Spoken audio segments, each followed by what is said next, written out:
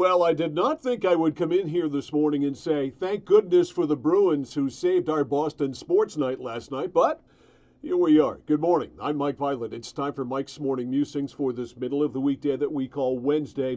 It's April 29th, 2026. So, the Celtics scored 11 points in the fourth quarter last night. The Philadelphia 76ers scored 28. And the Celtics, who led by 7 at halftime, got destroyed at home by 16 points. Yeah, it was 17 points. It was 114-97. No excuses. Absolutely. The Celtics just flat out quit in the fourth quarter. And they allowed Joel Embiid, who just had an appendectomy or whatever he had a few days ago, to light them up for 33 points. No excuse for this. You know, the Bruins, who we're going to get to obviously in a second here, have been very bipolar this year. But, sometimes the Celtics are right there with them. So the Celtics now have to go to Philadelphia to play a Game 6 in front of a hostile crowd, but they've had a great record playing the Sixers in Philly. So we'll see what happens. They have another chance to eliminate the Sixers tomorrow night. You never want a Game 7. Never, ever, ever do you want a Game 7 unless you're down 3-2 and you win Game 6. Then you want a Game 7. All right, the Bruins, who are now down 3-2 and want and need a Game 7 in order to win the series, at least showed up last night and won in overtime. David Pastrnak, an absolutely brilliant move to finish it off. Bruins win 2-1. Elias Lindholm with the other Bruins goal. Jeremy Swayman was great in net.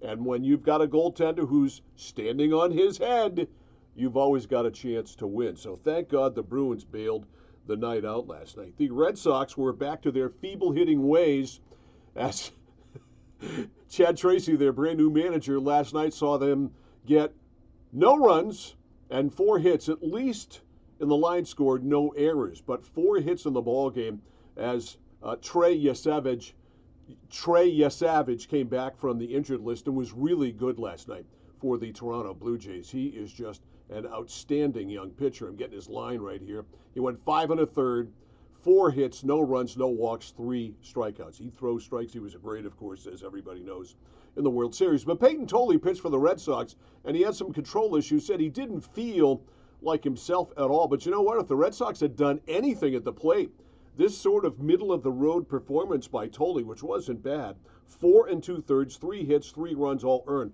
4 walks, the big deal. Was not the big thing. The bullpen at least kept it close, but the Red Sox couldn't do anything at the plate. Hey, Trevor Story, shut up and play. We've been down that road before. I'm telling you, Roman Anthony, get going. How many more ground balls to second base can we get out of Roman Anthony? Got to pick it up. Jaron Durant, got to get going. Last night, Cedar Rafael out of the lineup. I don't think that would have made much of a difference, but nonetheless, Red Sox got a hit. And Brian Bayo is on the mound this afternoon. And what the hell's that going to be? I looked up his record. His ERA is 9. 9 on the nose. 9! So the Red Sox are going to play day baseball this afternoon. Alex Cora had another job literally offered to him the day after he was fired by the Red Sox. And you knew it was going to be Dave Dombrowski and the Philadelphia Phillies. Dombrowski, of course, was the general manager of the Red Sox who made Alex Cora his manager, has great affection and affinity for Alex Cora, and called him before he actually fired his manager, Rob Thompson, yesterday and offered him the job.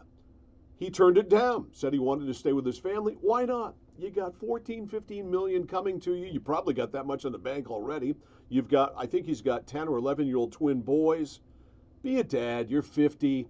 There may be a work stoppage in Major League Baseball after this year. That Phillies job may be not as appealing and as attractive as it might have been a couple of years ago. I got to say, Rob Thompson, very classy on the way out the door. Good to see Don Mattingly, Donnie Baseball, back in baseball. Here's the thing. He's actually changed the diapers of his general manager because the general manager of the Phillies is his son. So good luck to Don Mattingly in Philadelphia. I am a Phillies fan when I'm not cheering for the Red Sox because I lived in Philadelphia or right around it in Norristown for a year, and the Phils became sort of my second team. So I am rooting for the Phillies all the way. And Alex Cora can't be surprised at all that he's going to sit this one out and not take that job in Philadelphia. We are in the midst of a streak of lacrosse on the score. We had girls lacrosse yesterday. We got boys lacrosse today. Meso taking on Mount Blue. Should be a good game. 5 o'clock. John Coughlin joins me for the broadcast.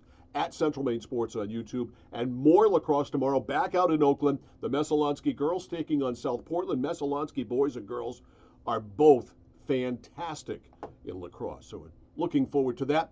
Hey, we've got a night off tonight, other than the Red Sox this afternoon, to kind of cool our jets and calm down and get ready for what is going to be a big night on Thursday. Enjoy the sports day. See you tomorrow.